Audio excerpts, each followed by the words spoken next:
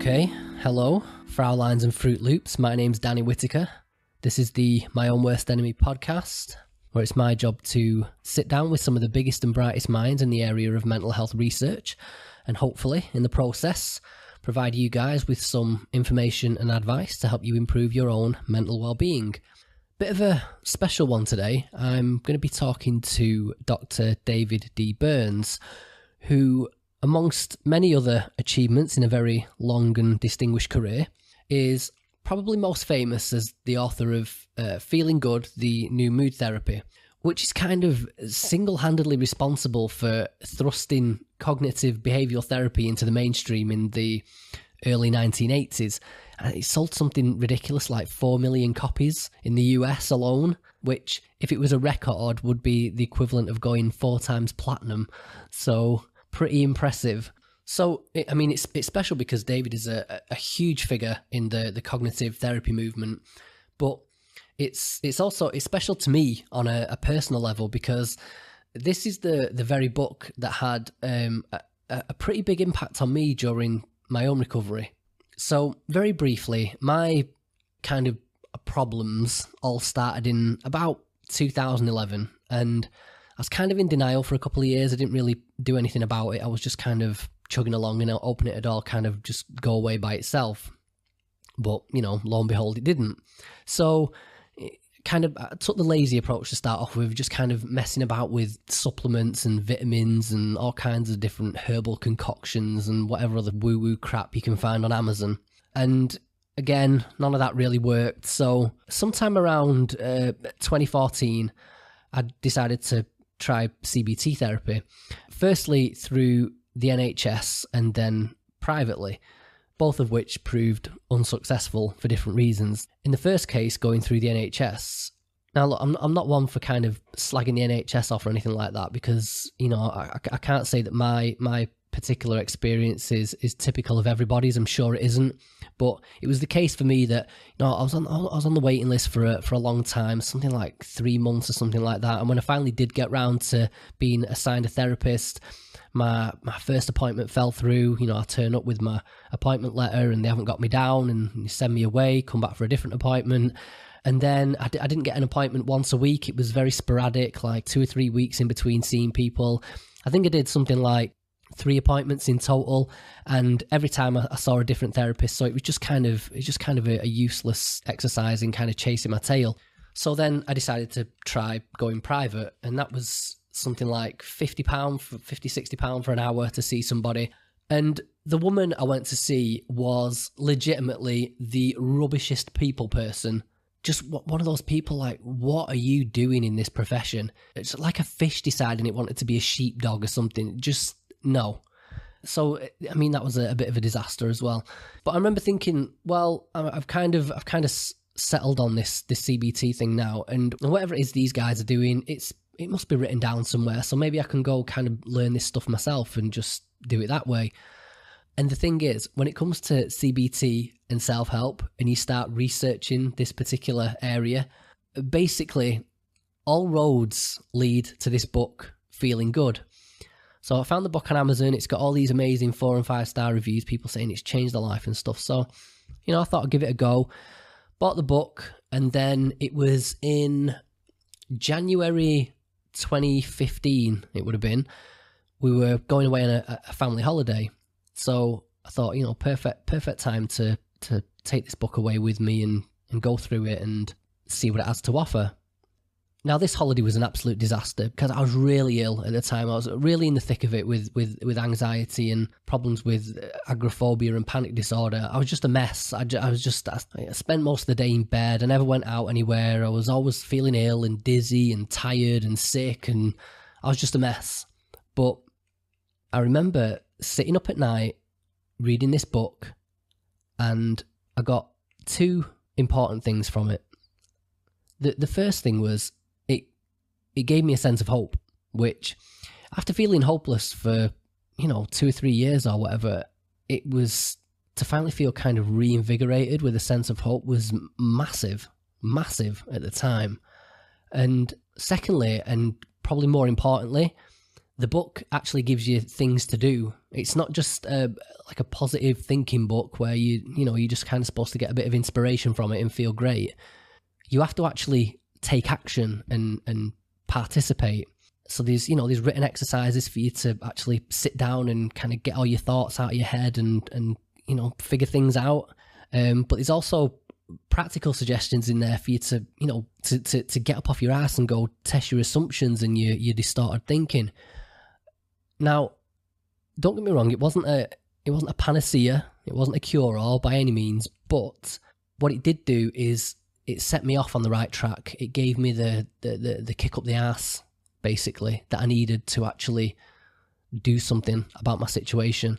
And I'm massively appreciative to David for that. And it's just weird that, almost 2 years later after first reading this book, I'm here interviewing him for a podcast. So, yeah. Anyway, let's get to it. So David is currently Adjunct Clinical Professor Emeritus of Psychiatry and Behavioural Sciences at the Stanford University School of Medicine. He's received numerous awards, including the A.E. Bennett Award for his research on brain chemistry, the Distinguished Contribution to Psychiatry through the Media Award, and the Outstanding Contributions Award from the National Association of Cognitive Behavioural Therapists. He's also been named Teacher of the Year 3 times from the class of graduating residents at Stanford University School of Medicine, an award he says he feels especially proud of. In addition to Feeling Good, which is the book most frequently prescribed for depressed patients by psychiatrists and psychologists in the United States and Canada, David has written a number of other popular books on mood and relationship problems, such as 10 Days to Self-Esteem, When Panic Attacks, and the Feeling Good Handbook. He's also the creator of the Burns Depression Checklist, which is a 25-point questionnaire used by psychiatrists and therapists to detect and measure the severity of patient depression. Some of you might have filled one of those out during the consultation phase with your therapist. He's also hosted a TEDx talk on YouTube, which has so far amassed 95,000 views and counting. Now, much of our discussion kind of revolves around the content of David's book. And when that's the case, there's always a kind of risk of the interview sounding, kind of just like an extended infomercial. But I think what's quite telling is about halfway through the interviews when we start talking about the book. And obviously, David's been nice enough to donate his time to come on this podcast. So, I want to kind of pay him back in some way by plugging his book and hopefully getting a few sales for him. So, I'm there saying, oh yeah, you can go on Amazon and buy the book, brand new. It's very cheap. It's only like £6 or £7.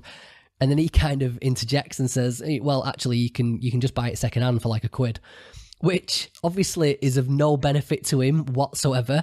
Secondhand book sales, he doesn't get any money from that, and it doesn't help his sales figures. So I think that's just a perfect example of the fact that Dave is just a very genuine, down-to-earth guy who's spent his entire life trying to help people. And I think that honest intent comes out during the course of our conversation. So I hope you enjoy it.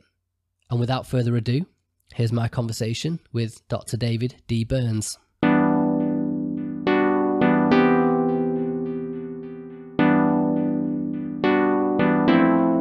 Okay, David Burns, thank you for joining me on this My Own Worst Enemy podcast. It's a massive honour to speak to you.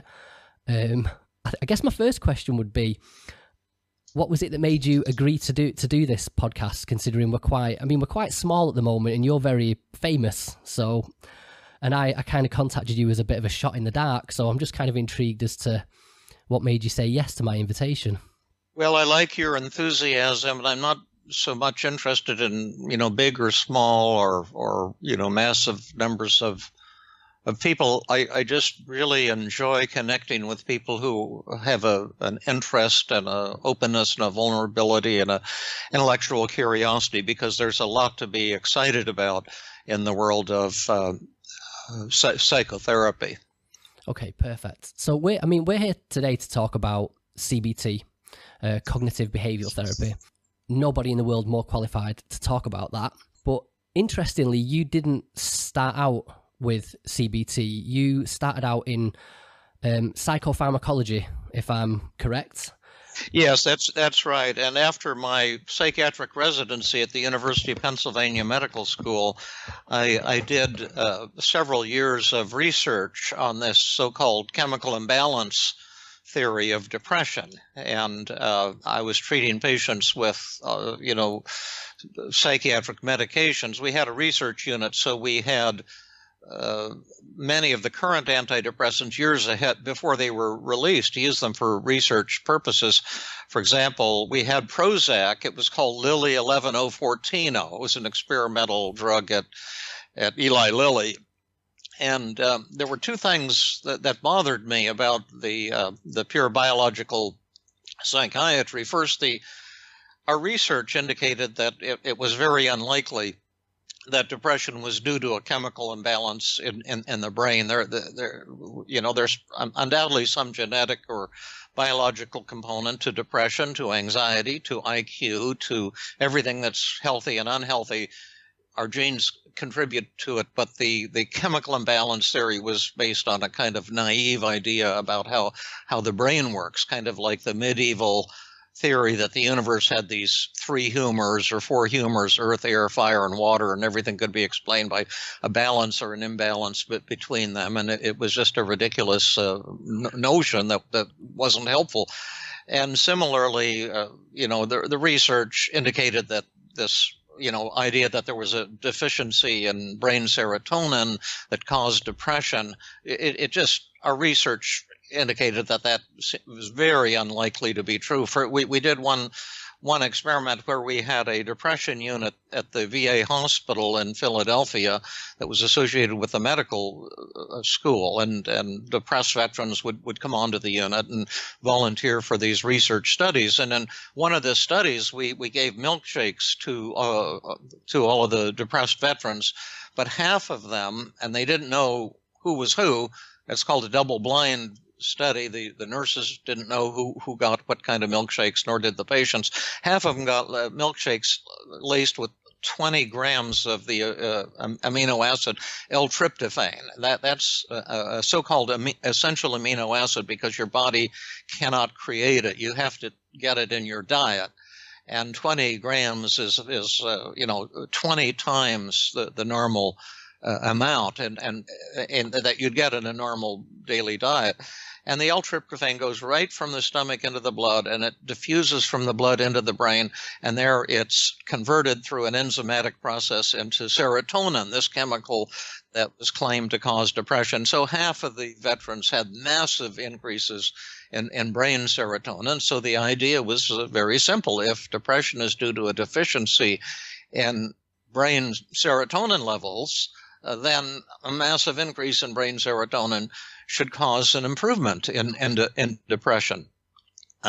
So after a number of weeks on this protocol, we broke the code and looked at the changes in depression levels in the two groups. And the results were absolutely black and white. There was no difference in the two groups, and there was no improvement in depression in either group. And that was absolutely contradictory to this chemical imbalance theory. And we published that in the top psychiatric journal, Archives of General Psychiatry. The article was largely ignored until recent years, when it's become quoted a great deal, and people are finally realizing that this chemical imbalance theory about depression is not true. What? Sorry, David. Why do you think it was ignored at the time? Because it sounds, if the idea at the time was the chemical imbalance theory was the big theory at the time, and then this research came out and blows that out of the water, then how come it didn't catch on? Well, there's a lot of reasons. People want to think that they know something. They'd rather believe something that isn't true rather than just say, we don't know the cause of depression yet. Also, there's a kind of a cult-like aspect to it, in my opinion. Just like the Catholic Church believed that the earth, that the sun circled around the earth rather than vice versa. They believe that for kind of religious reasons, even though it was scientifically false. And I think the chemical imbalance theory gives psychiatrists a feeling that they're real doctors, and that this is kind of like pneumonia, that you can treat with a pill. And the drug companies were making and continue to make billions of dollars off this theory because they can create drugs that have some kind of effect of stimulating or blocking effect on some aspect of the brain serotonin system, and then they can get the Food and Drug Administration to permission to call it an antidepressant, and then they can market the heck out of it. And their stock goes up by, as much as $1 billion within 24 hours of having some chemical declared an antidepressant. So it's really has to do with marketing and not science. The needs of marketing are in direct conflict with the needs of pure science. But my other problem was that I was giving out antidepressants by the bucketfuls to tons of patients who were depressed, both on our research unit as well as outpatients that I was treating as a part of my psychiatric residency and research fellowship.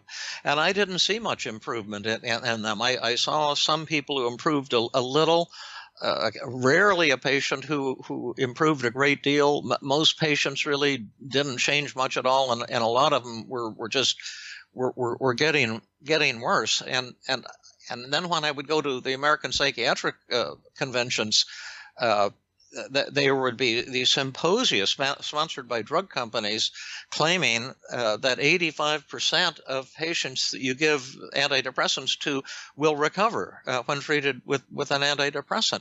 And I realized that was a fraudulent claim because I was treating hundreds of patients, and I knew that wasn't the truth. So those were my two big beefs with biological psychiatry. I've never been against medications. I've prescribed antidepressants on thousands of occasions. If patients ask for them, I prescribe them because I didn't want to get sued, because that's the official position.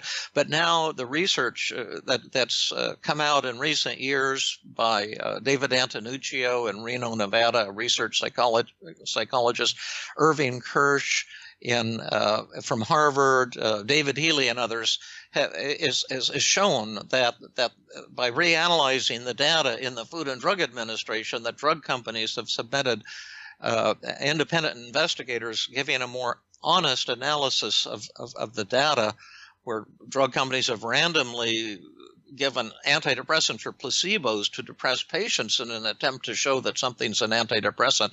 And they have concluded that the data really shows that there are few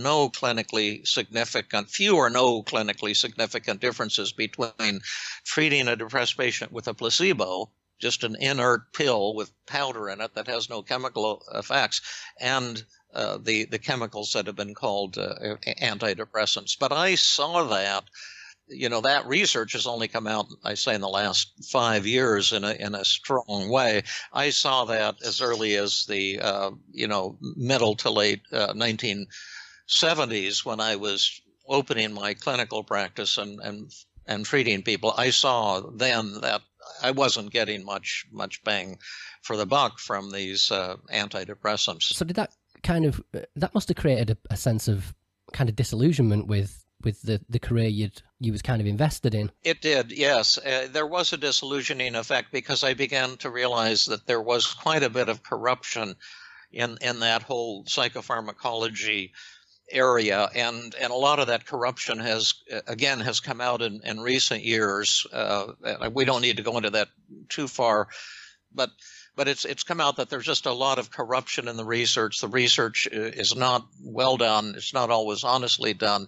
And a lot of the big-name psychiatrists in the United States who were famous psychopharmacologists, and many chairmen of departments of psychiatry have had to step down because of financial connections with the drug industry that were viewed to be conflicts of interest. And I don't want to accuse anyone of anything, but it is a fact that there's been a lot of scandal and criticism of the drug industry. It is definitely something I'm going to dig into at some point. But what the point I was getting at was with this theory kind of being blown out the water, which was what formed the basis of your career at the time, is that what prompted the move towards psychotherapy? Is that what made you move? Yeah, that was certainly half of it. I had a grant from the federal government for a 5-year grant to develop a brain serotonin research laboratory at the medical school, and I had a full-time tenured track academic position at the medical school.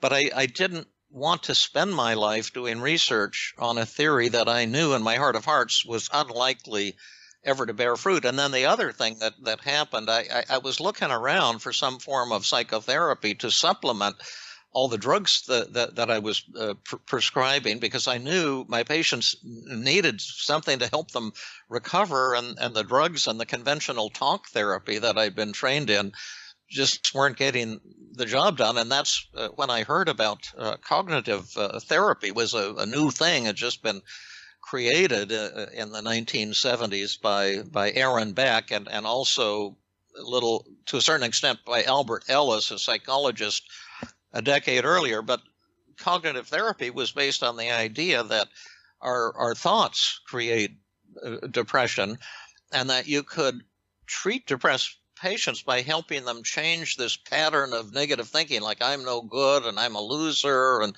I'll be depressed forever, and all this inner dialogue that virtually all depressed patients have, looking at themselves and the world in the future in a very negative way. And Beck had begun to develop this into a new treatment he called cognitive therapy. A cognition is just a thought. It's a fancy word for a thought. And the focus of the treatment at that time was on changing negative thoughts. And I thought it just sounded like malarkey. I knew my patients had negative thoughts, but these were severe, suicidal, incapacitated patients. And I didn't think some kind of training of the way you think could have any effect whatsoever on my patients. But I started going to his weekly seminar just to try it out with some patients to prove to myself that it wasn't any good and that it wouldn't work. And I started using it with some of my most severe, most refractory, difficult patients. And lo and behold, they began to turn the corner on their depression. And it was striking, and they asked for more and more. They said, "This is helping me. Do you have more techniques?" And so I kept going to his weekly seminar, and I tried to learn one new cognitive therapy technique every week. And then I began creating new cognitive therapy techniques as well. And it was so exciting to me, I just sent the money back to the federal government. I said, I'm not going to create this serotonin research lab. It's never going to go anywhere. It's not the right theory. And I left the Department of Psychiatry as a full-time person, and I joined the voluntary faculty and had my own private practice. So I said, I'll do volunteer teaching a certain number of hours per year to keep a connection with the medical school, but I want to help develop cognitive therapy. So if cognitive therapy at the time was kind of in its infancy, what were the main psychotherapies before cognitive therapy came along? Well, there have been, of course, a lot of them. I mean, some people have said a new form of psychotherapy seems to be developed every day in the United States. And pretty soon we'll have so many schools of psychotherapy, we'll have a new school of psychotherapy for every person who's depressed. Right. But yeah, a lot of gurus come up with this, that, and the other thing. But the ones at the time were, there was psychoanalysis, which is still very prominent in medical schools in the training of psychiatric residents, and then also psychodynamic therapy, which is still, very prominent and very, very entrenched, at least in the United States. What are those based on, just briefly? Just the idea that Freud had this idea that depression is due to repressed anger. Like you're angry at somebody, but you're afraid that they'll reject you, so you turn the anger against yourself. Now, there's never been any evidence for that theory, but this was the prominent thing. And so what I was instructed to do as a resident was just to encourage my patients to get all their anger out. And so I would talk, and also the idea was you're not supposed to be active as the therapist. And my supervisors, who were psychoanalysts, said you're only allowed to say two sentences at each session. You can say, tell me more. And you can say that on 2 occasions. And after that, you can't speak. Okay. And so my patients would come and they'd start sobbing. And then I would say, like, well, tell me more. And, Yeah. and then they start sobbing, say, stop saying that. They would say, do something to help me with my marriage and my depression. And I would say, well, tell me more. And then they just sobbing and crying. And then my supervisor said, after that, you can wiggle your fingers or nod your head. That's the indication for them to keep talking. And so then I would start wiggling my fingers and nodding my head enthusiastically. And they'd say, you're just wiggling your fingers again. Are you going to help me with my depression and my broken marriage and my suicidal impulses? And then I would go and report to the supervisors about the session. And they say, oh, that was a wonderful session that you had. And I would say, why? And they said, because the patient was just crying and angry all session. They're getting all this bottled up anger out. And then I said, well, does a cure come at some point? Yeah, because it doesn't sound like there's any kind of goal setting involved. It seems very past oriented. And yeah, no, nothing was being measured. There were no goals. And then after, as see, in July, you go to a new rotation on July 1st at the mid-year. And so then about spring would come, and my supervisor would say, now tell your patient to talk about how angry they are because you're going to abandon them in July. And so then the last couple months of the treatment, they'd be, expressing all this anger, how I hadn't helped them, and now I'm abandoning them. And this may be a little stereotyped, a little exaggerated, but it's essentially what went on. And that just, I said, this just sucks. There's got to be a better way. And so that when I found something, cognitive therapy that had actually tools and techniques, it was a very active kind of therapy that brought results to many people, and often rapid results. It was just like a revolution.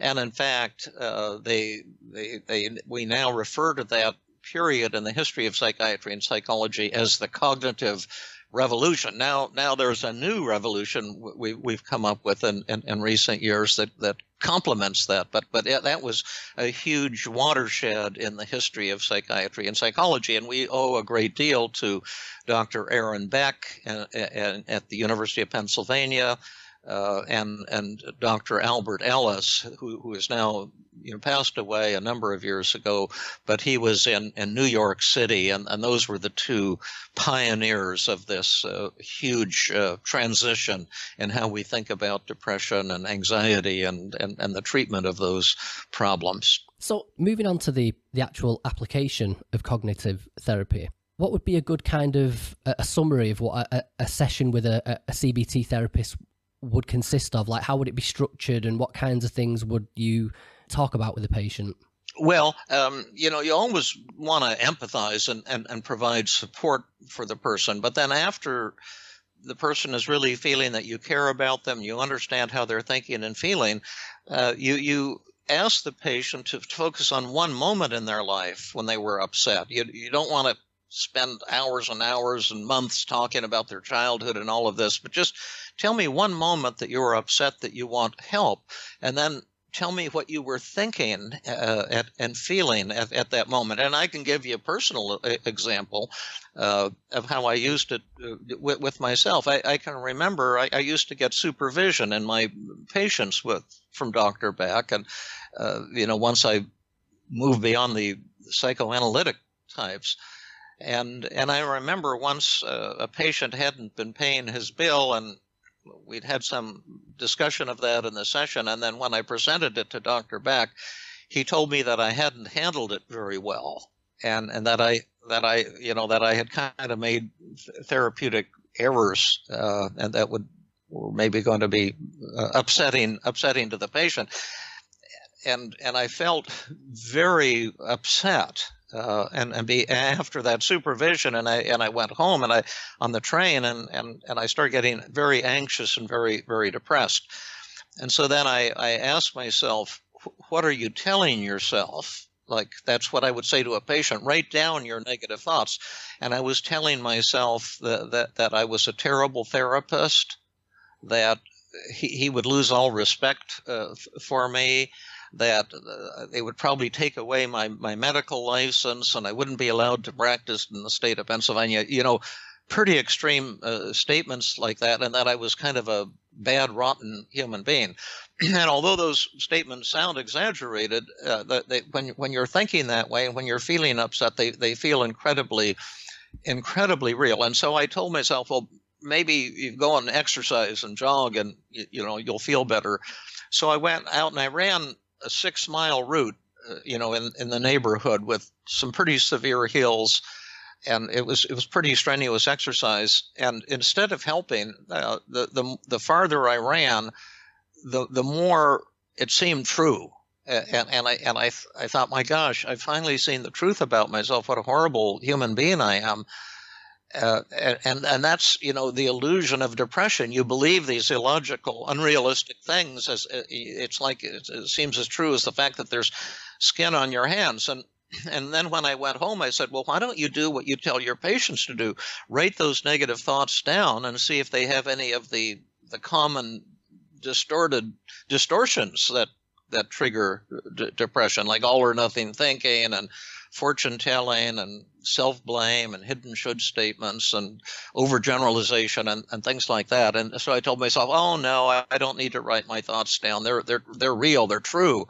And then I said to myself, but isn't that the excuse your patients always make? They think their thoughts are true, and then when they write them down, they find out that they're really distorted.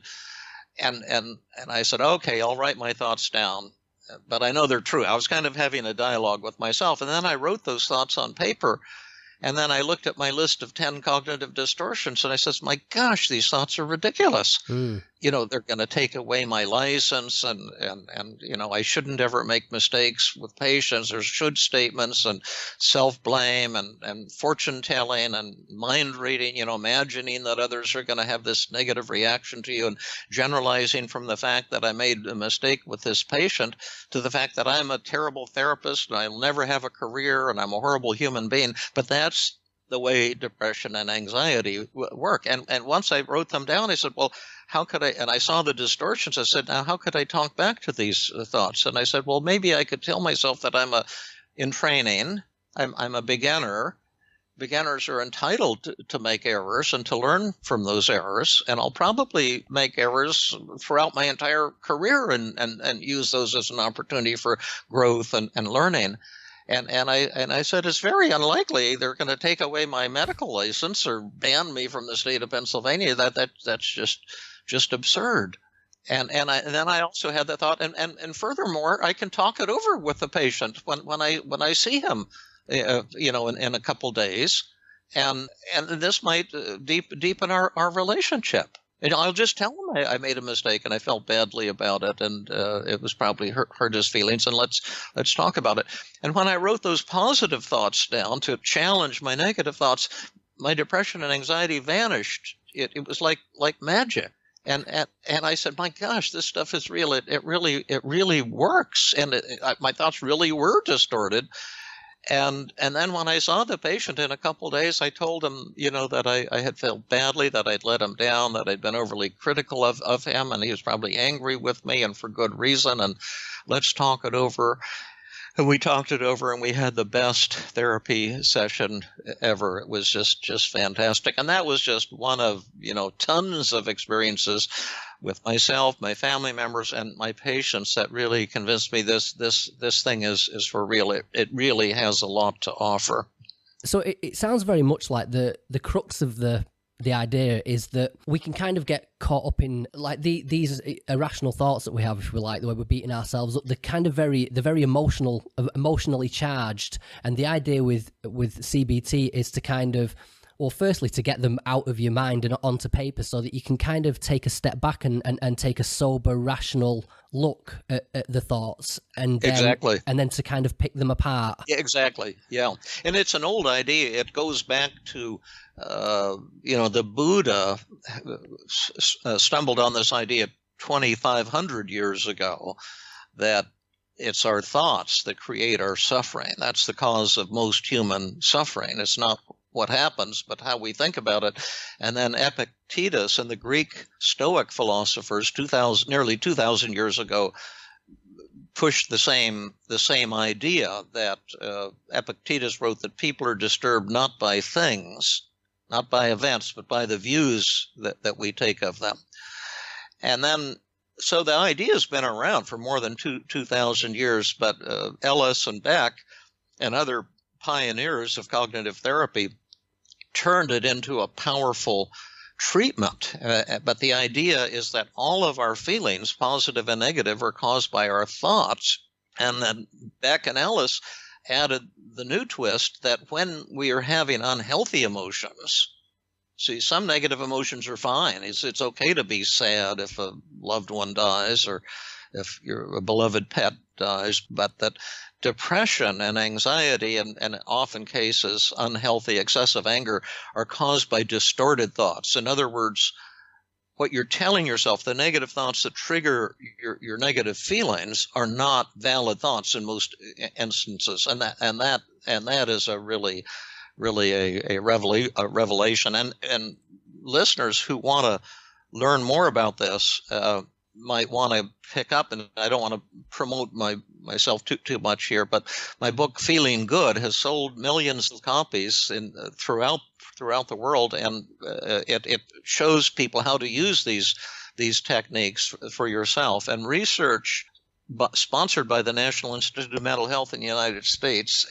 researchers Forrest Gogan at University of Alabama and a number of others did about 5 or 8 controlled outcome studies where they asked the question, does this book, can a self-help book like Feeling Good, the new mood therapy, actually give anyone any help? So they did a study where they treated people coming to the medical center with severe depression simply by giving them a copy of the book for 4 weeks. They said you have to be on a waiting list before you can see your psychiatrist for the antidepressant. But in the meanwhile, read this book. And what they have reported in multiple repeated studies is that roughly 2/3 of the people they give the book Feeling Good to recover or improve dramatically within 4 weeks and do not then need any type of treatment with psychotherapy or antidepressants. So although it's not a cure-all or a panacea for everyone, it does seem to have some powerful antidepressant effects. And listeners who are struggling or have a loved one who's struggling with depression, that could be a resource for you to get some pretty rapid healing and to make this theory and these techniques work for you. Do you know? I think you're in England, right? I am, yes, Manchester. Yeah. Yeah. And cognitive therapy, I think, has become huge in England now. Is my book Feeling Good available there? It's definitely available. I've got the book, which is why I contacted you in the first place. Oh, great. It was one of the first CBT books I came across. My personal experience was I went for CBT therapy. There's problems with it over here. I know the kind of the medical health system works differently in America than it does over here, but CBT. Your system's way better, by the way. Maybe I'm not sure about the mental health side of things. I know with cognitive therapy, I think when I went for it, the waiting list on the National Health Service it's something about 16 weeks, which is that's awful. It's a long time to wait. Obviously you're getting it for free, but if you want to pay for it, it's sessions are anything from £50 to £100 an hour, which for a lot of people it's extortionate. So yeah, right. I mean, I was skeptical, to be honest, of the idea of doing this kind of stuff at home by myself. But the truth was it was a massive stepping stone for me in getting started, because I couldn't wait the 16 weeks. I needed to jump on it. I needed to do something now. There was for a lot of people, I think there's a sense of urgency in kind of trying to fix whatever problems you've got. Absolutely. And which is, like I say, what led me to your book, which has got insane amount of 5-star reviews on Amazon, and it's very cheap as well. It's something like over here, it's like £6 brand new. Oh, that's great to hear. It's And you can perfect. get them in used bookstores often for probably, for $1 or $2. It would be like a pound or two. Yeah. One thing I would like to actually cover from the book, if you don't mind, David, for me, one of the biggest tools was the 10 cognitive distortions, which I think that once a person's armed with them, I mean, I know there's loads of different techniques which people can use depending on their own specific circumstances. But once you've got these kind of 10 cognitive distortions, once you're armed with them and you can kind of call yourself out on your own rubbish, if you like, I mean, it's such a powerful tool. I wonder if you'd mind actually going through the 10 cognitive Sure. distortions and giving an example of what they are. So Yeah. if we start with all or nothing thinking. Yeah, all or nothing thinking is black and white thinking, where you look at the world in dichotomies, like things are one way or the other way, rather than looking in shades of gray. And this is the distortion. It's very common in depression, and it's the heart of perfectionism. It's the idea if I'm not a complete success, I'm a total failure. And I had a kind of an illuminating interaction with Dr. Beck about this. He was never a very good public speaker, although he had made tremendous contributions. That just wasn't one of his strengths. And we did a workshop together at the Association for the Advancement of Behavioral and Cognitive Therapies. This was in the early days of cognitive therapy, where it was totally unknown, really, and people were skeptical. And it was a half-day workshop, and people started challenging us and criticizing us, and we both got kind of defensive. And it wasn't a really great workshop. It was good. It was decent. It was like a 3 or 4 hour workshop, but it wasn't like over the top fantastic or something like that. And then afterwards, he said, "David, you look kind of disappointed. What's the problem?" And I said, "Well, to tell you the truth, Dr. Beck, I thought our workshop was kind of below average." And then he said, "Well, we should thank our lucky stars then."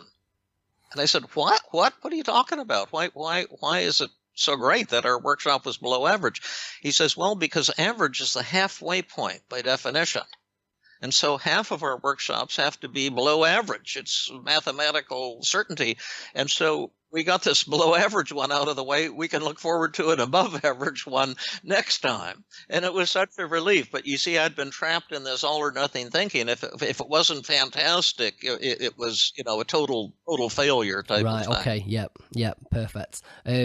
Next one is overgeneralization. So how would that manifest? That's where you take a negative event and you turn it into a never-ending pattern of defeat by using words like always or never. And you typically see this when someone is rejected in a romantic relationship. You're all attracted to this person. They tell you they just want to be friends. They don't want to date anymore. And then you have the thought, "I'm unlovable.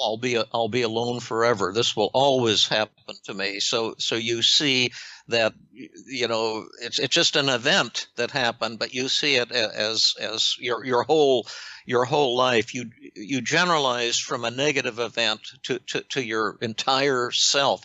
And that's what I did, when I was criticized by Beck, and I was thinking all I had done was to make an error, which was easily correctable, but I overgeneralized to say I'm a terrible therapist, I'm a terrible human being, and it felt real, although in retrospect it's totally ludicrous. Number 3, mental filters. Mental filter is where you just focus on one or several negative events, and you ignore all the positives in your life. It's like the drop of ink that discolors a beaker of water.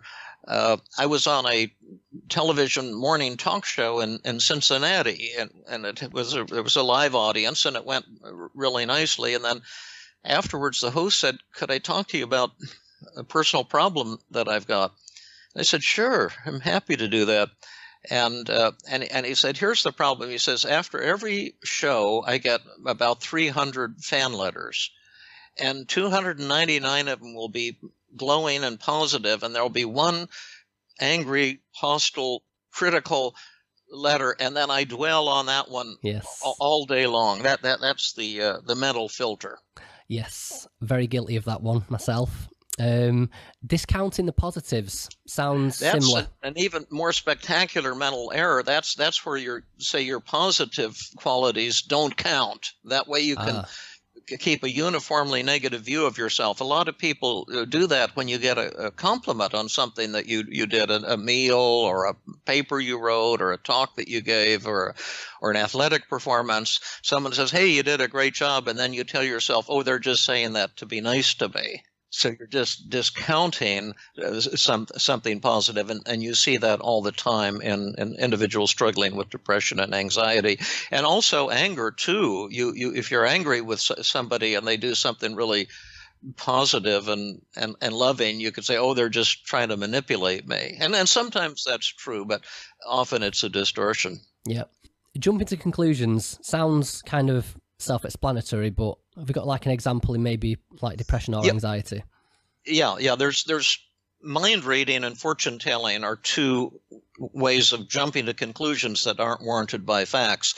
A lot of listeners right now struggle with shyness or social anxiety, and if you have social anxiety, you probably do a lot of mind reading. So let's say you're at a social gathering, you think, oh, these people aren't interested in me. They can see how nervous I am. They wouldn't be interested in what I have to say. That type of thing would be mind reading, where you assume that others are looking down on you with no good evidence. I did a workshop in Cleveland about 2 years ago, and I always get feedback so I can keep improving and improving at the end of each workshop. And so I had like about 100 of these feedback forms, and I was traveling to the next workshop location. There was a driver in the car with me, and I had the thought, this was one of the worst workshops I ever gave. These people were all turned off, and I was so convinced of it, I didn't even want to look at the feedback. But I forced myself to. And I was shocked because the ratings that they gave, it was the fourth. I've given like probably 500 workshops, and it was the fourth or fifth highest rated workshop I've ever given. Now, fortune telling is the other way of jumping to conclusions. It's where you make a negative prediction that's not warranted by the facts, and you see this in anxiety and in depression. In depression, the fortune telling is I'll never get better. And almost every depressed patient is convinced of that. My problems can't be solved. I'll be depressed forever. That's making a negative prediction that's simply untrue. And yet it feels feels completely real. Yeah, it feels. Yeah, absolutely. And then the fortune telling is also the cause of all anxiety and all anxiety disorders. You make a negative prediction that's not warranted by the fact that something terrible is about to happen. Like, when if I have to get on that airplane, I just know it'll run into turbulence and crash. That would be an example of that's one of my favorites. Yeah. Okay, magnification or minimization. I call that the binocular trick, or where that's where you blow things out of proportion. Or you shrink their importance, just like you look through one end of the binoculars and everything gets huge, and then you look through the other end and everything gets small. You see this in procrastination, where you say, oh, if I got started on cleaning up my desk and my filing, it would just be a drop in the bucket, and I have so much to do, and it's so overwhelming, and so you get so anxious and overwhelmed that you kind of put it off. And you can see magnification and minimization in anger, in anxiety, just blowing things, out of proportion.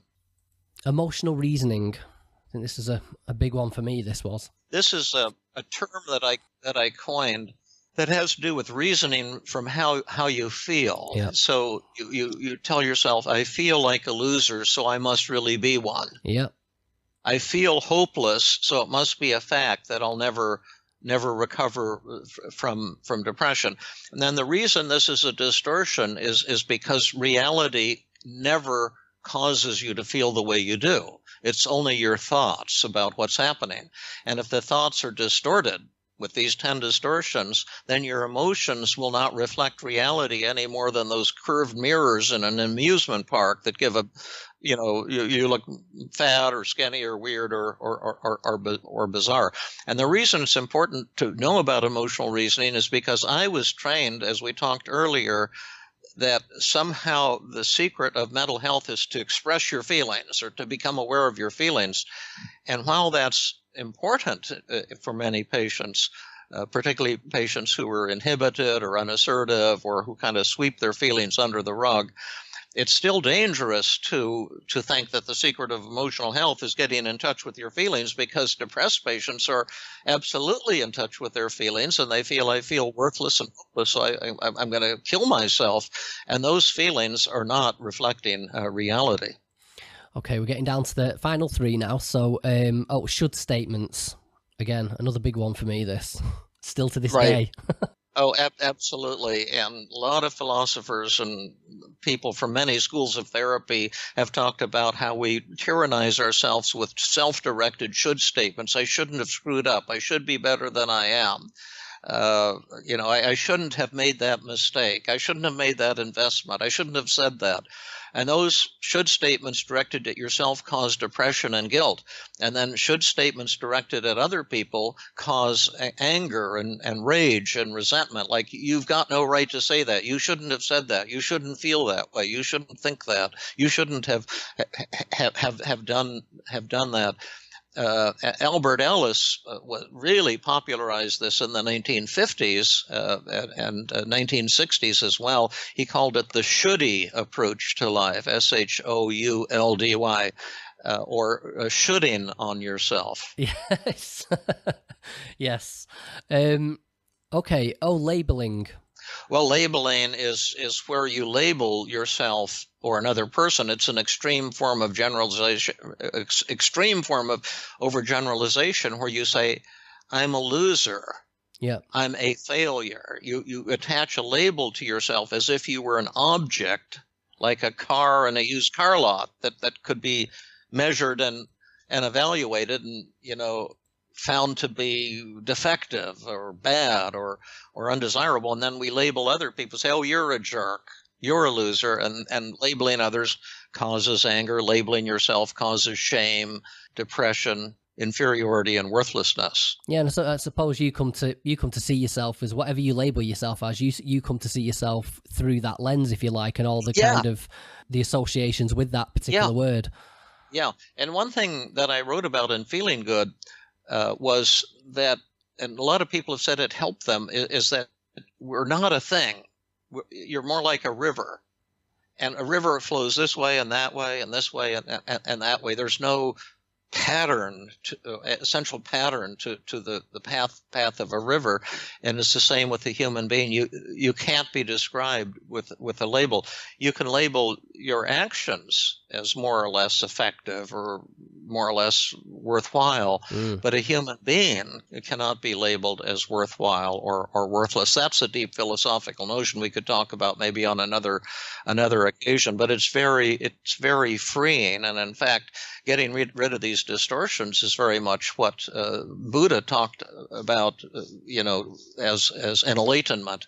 The goal is not only to bring about a rapid elimination of those horrible feelings of depression and anxiety, but actually to cause a kind of spiritual enlightenment or spiritual rebirth for the individual who's suffering. Yeah.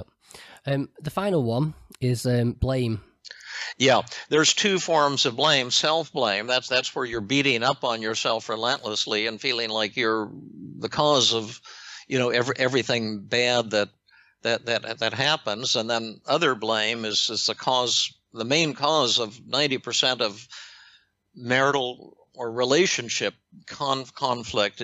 Telling yourself it's the other person's fault and overlooking your own role in the plot and the problem. A good example with self-blame was a young man I treated for severe social anxiety. He was an attractive guy, but he just had crippling shyness. He was smart. He had a good sense of humor, but he was just afraid to talk to people in public. He was particularly afraid to flirt with attractive young ladies for fear of being rejected. and he was in the line at the supermarket, and the woman checking groceries was pretty cute, and she seemed to be giving him the eye, and he had the thought, gosh, when I get up to check my groceries, when I get to the front of the line, I should try to flirt with her a little bit. But then he had the thought, but if she doesn't respond positively, that would prove that I'm a loser. And so when he got up to the front of the line, he just stared at the counter, paid for the groceries without looking her in the eye, got his change, and walked out and didn't say a thing. And then he had the thought, I've blown it again. I'm such a loser. Well, what was helpful to him was to reinterpret that idea. If he were to flirt with her and she didn't respond favorably, then he says that means I'm a loser, but that's self-blame. And we made a list of other reasons why an attractive woman checking groceries might not respond positively. And we came up with a list of 12 to 15 explanations, like she might be gay, it might be against regulations, she might be married, she might be in a bad mood, she might be shy and anxious herself, or maybe it's just the fact that he's a novice at flirting and he isn't very good at it, or maybe she's looking for a different ethnic group, different physical type. And it was a tremendous relief to him to see that there can be many reasons that a woman wouldn't, get super turned on to him, other than the fact that he's a loser.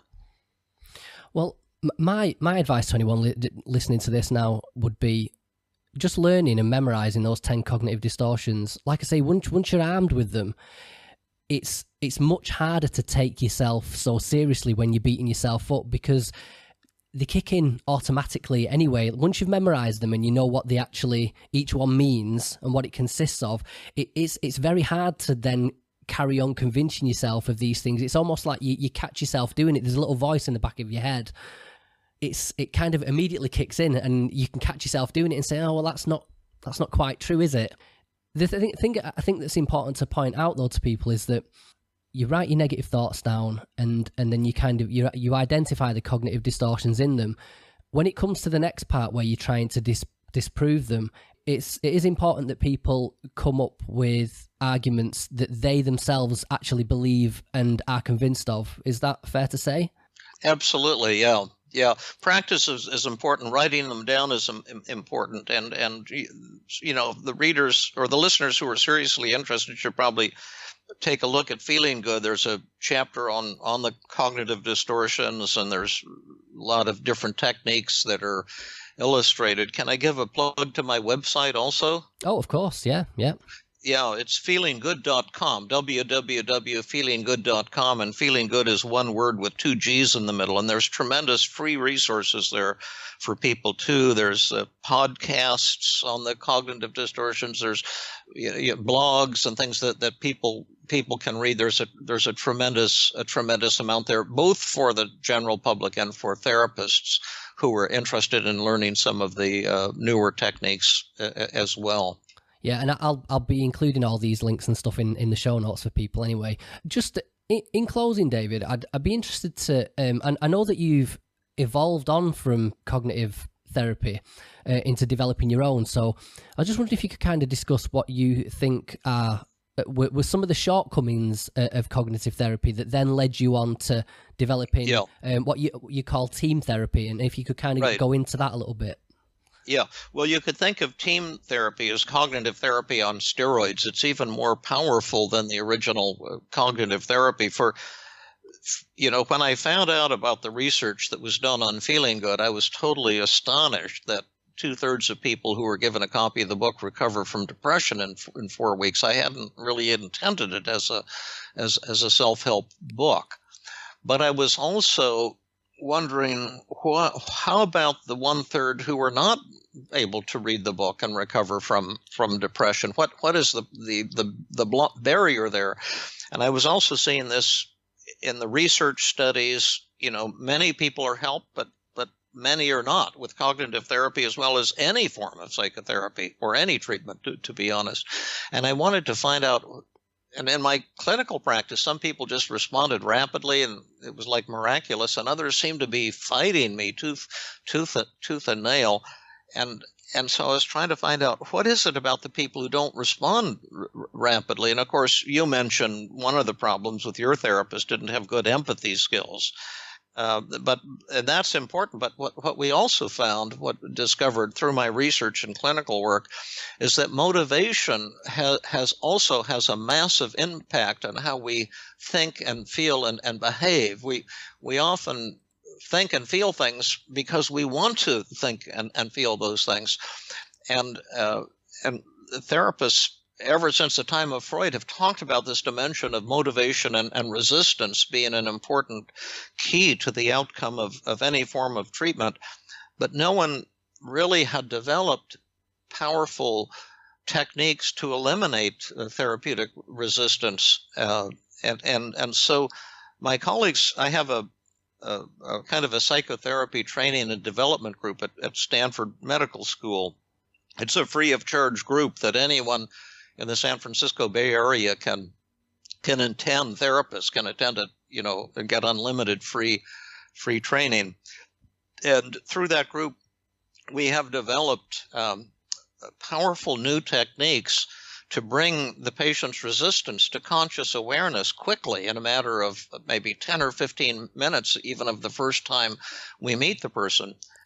Sorry, David, what is it you mean exactly by when somebody's got resistance, when there have been resistance? There's something I call outcome resistance and something I call process resistance, and they're different for anxiety versus depression versus a relationship problem versus a habit or an addiction. And it's probably more than we can do in this podcast, but I can give you a couple real quick examples. Like outcome resistance means that, imagine that there's a magic button and the patient comes and they're talking about their depression, their anxiety, their troubled marriage, their addiction to alcohol or whatever it is. And you say, if you press this magic button, you'll be instantly cured with no effort on your part. And of course, the patient will always say yes. And then you say, yes, but I can think of a lot of reasons not to. And so just to make this real clear, because we often think that patients want to get better, but there's also a huge part of ourself that does not want to change. Let's say, for example, that someone is referred for the treatment of alcoholism. It's a guy, and his wife says you black out every night, you get violent, and he's just gotten a ticket for driving drunk, and the doctor says his liver is starting to deteriorate, so he's been pushed by these people to come in for therapy, and you say, now imagine here's a magic button here on the table, and if you press this button, you'll never again take another drink of alcohol. You'll be instantly cured with no effort. You won't have to go to Alcoholics Anonymous meetings. You won't have to do anything. You'll just never take another drink. Will he press that button? It sounds tempting, I've got to be honest, but I mean, I could think of my own reasons why I wouldn't want to. Yeah, and why might he not want to press that magic button? My initial reaction is that I mean, there's a lot to be gained from going through the process, I guess. Well, let me answer the question for you. Let you off the hook here. He's very unlikely to press that magic button because alcohol is the greatest thing in his life. Oh, of course, yeah. You see, he's there because people are coercing him to be there, but yes. He loves drinking. Yeah. He looks forward to it every night. He works hard. He's a mechanic. He's whatever. He goes home and he gets drunk, and this is fantastic. And that's called outcome resistance. That he does not want the positive outcome. Well, that's outcome resistance for an addiction. The outcome resistance for a relationship problem is very different. Outcome resistance for anxiety is very different. Outcome resistance for depression is very different. But you have to bring the resistance to conscious awareness and melt it away, or the patient will be subconsciously resisting you and fighting you. And so I've developed about 15 or 20 really neat techniques for bringing the patient's resistance to conscious awareness and melting it away, and it has caused a a fantastic, in my experience, increase in the effectiveness of therapy and the speed of recovery. I've been doing a new trauma workshop the last 2 or 3 years for mental health professionals, a 2-day workshop on how to treat patients who have had horrific trauma like rape or war trauma or loss of a loved one, sudden death of children in accidents, horrible things. And as part of the workshop, I do a live demonstration the evening of day one with a volunteer from the audience who is, generally someone who's had horrific trauma and years or decades of failed therapy. And I do about a 2-hour live demonstration so people can see how the therapy actually works. And in just about every instance, and I've done about probably 30 or 40 of these live demonstrations in the last couple of years, the individuals I've worked with have had a complete elimination of symptoms in a single session, just the first time I've sat down with them in front of a live audience. And if you had told, and that's because of this new team therapy that where I melt away the resistance and right away. And once I've melted away the resistance and they're on my team, we can then use cognitive therapy techniques and knock the ball out of the park. It seems like a fantastic development. We have to get some outcome research to see if it's as good as it appears. But I call this the motivation revolution. And by combining these powerful new motivational techniques with the already pretty darn effective cognitive techniques, it's like 1 + 1 = 3, and we have something that is working at a speed. If you had told me this was possible 10 years ago, I would have said you're crazy. But I am seeing it, and a number of my colleagues are seeing much more rapid recoveries as well. See, I can just imagine people hearing that and thinking, okay, that's the therapy I want to do. I want to do that one, but I'm guessing it's not widely available yet. It's still in the research stages. Is that right? Well, it's becoming increasingly available. One of my former students from Stanford, one of the psychiatric residents, Maor Katz, formed a Feeling Good Institute here in the San Francisco Bay Area, not that far from Stanford. And there they're developing a certification program, training programs. They've got online training groups for individuals who want to learn this. Therapists, fabulous weekly, online groups for like 10 or 12 therapists per group with great teachers. They have an intensive program. Sometimes people commute in from around the world, really, for 2 or 3 days, people who haven't been able to be helped. There's several of them who were doing live therapy for people around the world through Skype type connections, and we're starting to develop free training groups in different cities. There isn't a lot in London. I did a workshop on the new team therapy in London about 2 years ago, but not many came. Because they didn't realize that there was a new breakthrough. They were still wanting cognitive therapy. Yeah, that's the big one. And they didn't take very kindly. It was one of my less gratifying workshops. They wanted to hear about cognitive therapy that I had, helped to develop 40 years ago. And I was trying to say there's something even better now, but But at any rate, it does exist. We're trying to get the word out as much as we can. I've written a book on it for mental health professionals too. Tools, not schools of therapy. People can order that on my website. Therapists can, and there's tons of blogs and stuff to tell people about this new, what we think is a significant discovery and new development. Okay, perfect. Just in closing, David, I've got a couple of kind of broader kind of philosophical questions, if you don't mind me running them by you. I love philosophy. Okay, so the first one is, if you could chair a meeting with the Department of Health, or whatever it is you guys have got over there in America, what policy would you recommend that the government implements to improve the mental well-being of the general public?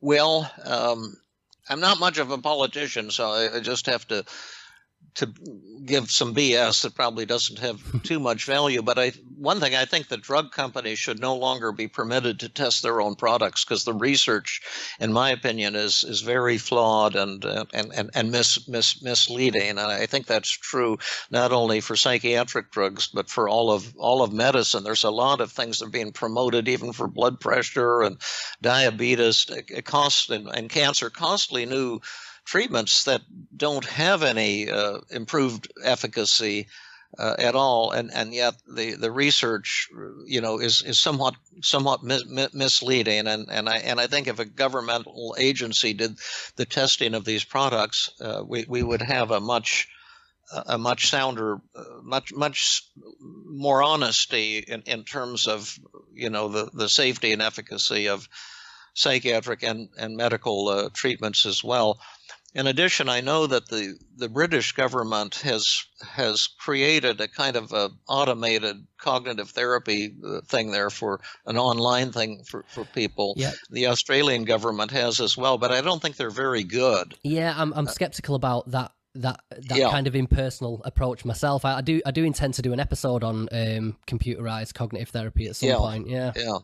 But I've been creating one in my mind for 30 years, a way of delivering these things to the general public through an electronic therapist that would be dynamic, personal, and I think way more powerful than human therapists. And I'm trying to find some funding for it. I have a programmer who's offered to help me, but he's got a full-time job, and he can't work at a very fast rate on it, but I think that I can develop.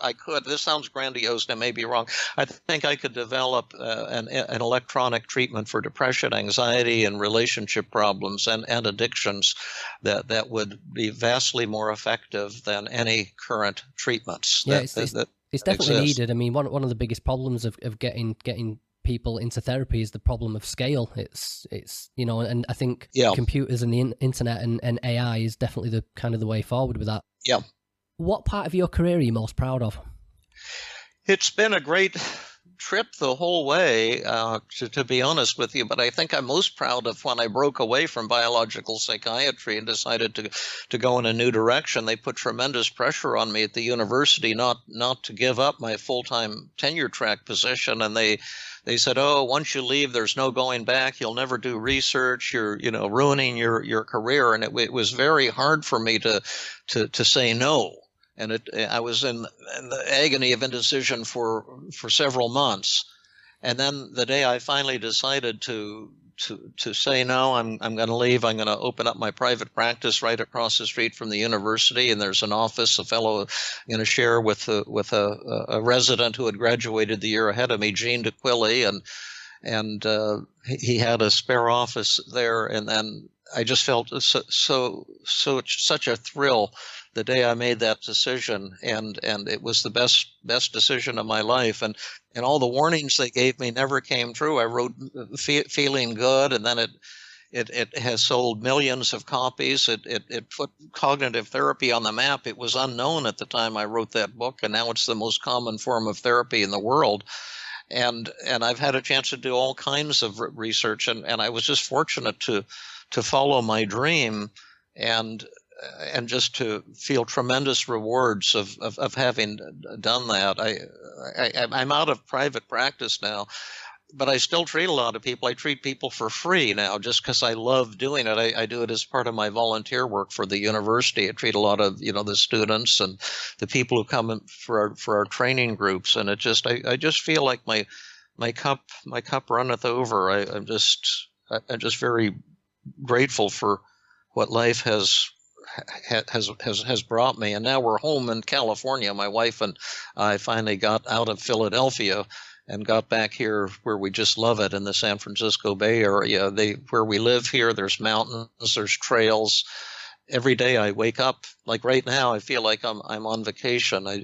We feel tremendously blessed. Well, that might have already answered this question. I was going to say, outside of the world of mental health and your career, what investment of time or money brought you the most joy or fulfillment? Well, one thing is that I used to be a dog person. We had a dog, and my wife got me this dog, Samoyed, for I think my 40th birthday or something like that, or 50th birthday. And I just loved him. And then around age 14 or 15, he died of colon cancer. And then my wife kind of converted me to a cat person. And I used to hate cats because I'm narcissistic, and they're narcissistic, so I couldn't stand their narcissism. Dogs are much more, admiring and easy to make friends with. But my wife taught me how to relate to cats, and we have adopted adult feral cats that have been rejected by others or were just living in the woods behind our house.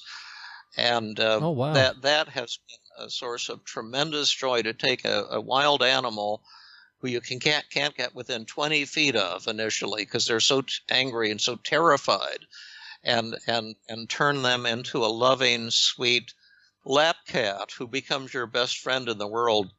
That has brought me a lot of joy. And then just hiking with my students and the people who come to my training group at Stanford, I showed up at my house at 8:30 on Sunday mornings, and we'll go for a 3.5-hour hike, and I'll treat you while we're hiking, and you can ask questions, and we'll practice therapy techniques, and that's become just a tremendous source of joy for me. Just I just absolutely love it. It doesn't get any better than that. To my way of. It's interesting, David, that all your answers come back to helping people, basically. Like with the cats, it's similar, and still with the hiking, it still involves helping people and applying the therapy. Yeah, but the reason it's fun is if you have something that works. You see, it wasn't fun helping people when I had techniques that didn't help them. It was just boring and irritating. And now when I have techniques that I can see people before my eyes, almost every time I work with somebody, they go from severely upset to joyous and euphoric by the end of the interaction, whether it's a therapy session or doing it informally on a hike. And when the patient goes into that state of euphoria, or the colleague or whoever it is, it makes me euphoric too. And so it's like getting high all the time. When you give it to somebody else, you give it to yourself at the same time. Well, interestingly, my final question, I think I can guess what your answer is going to be, but it's a big one. What do you think is the key to happiness? Well, to my way of thinking, you don't need to do anything particular to be happy. If you just get rid of these distortions and depression, you in my experience and my patient's experience, you naturally become joyous and euphoric. I think the natural state of a human being is to have tremendous joy and productivity and intimacy. But it's like the story of Adam and Eve in the Garden of Eden. We have this capacity for tremendous joy to be in a paradise where our needs are met and things are beautiful and wonderful. But we create an inner hell for ourselves through these distorted thoughts. And what makes one person happy will be different from what makes the other person happy. But the key is to unleash your capacity for self-esteem and joy and intimacy, and these techniques, in my experience, are the most effective I've ever seen or created or stumbled upon for bringing about that result. It's a psychological transformation, but it's also a spiritual transformation at the same time. David, it's been a real honor speaking to you. You've had you and your book have had a massive impact in my life, and hopefully I've done my little bit to kind of spread the message a little bit further over here in the UK. Is there anything you'd like to say in closing? No, it's just been great working with you. And that you see why I like talking to someone. Maybe you'll have 20 listeners only, but we had a heck of a good time. It was like emotionally rewarding to have this interview, and maybe the word will spread and more people will be listening to it. But it's the process of connecting on this level that is where all the gratification lies. So I just thank you for a fabulous hour or whatever it's been. Oh, my pleasure, David. Thank you very much. Thank you. Bye-bye.